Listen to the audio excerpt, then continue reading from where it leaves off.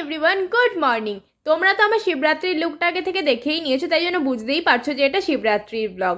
আজকে সবার আগে ঘুম থেকে উঠলাম, মানে একটু লেট করেই উঠেছিলাম। ওঠার পরে সবার আগে বাড়ির শিব ঠাকুরের মাথায় জল ঢেলে নিলাম আর ভালো করে সাজালাম। আর নন্দীকে তো জল ঢালতে আমি ভুলেই গেছিলাম ফার্স্টে, তারপরে পিসি মনে করিয়ে দিল। তো তারপরে নন্দীর মাথাও জল ঢেলে ভালো করে শিব ঠাকুরকে সাজিয়ে পুজো দিলাম। তারপরেই গেলাম মন্দিরে। নমঃ শিবায় নমঃ।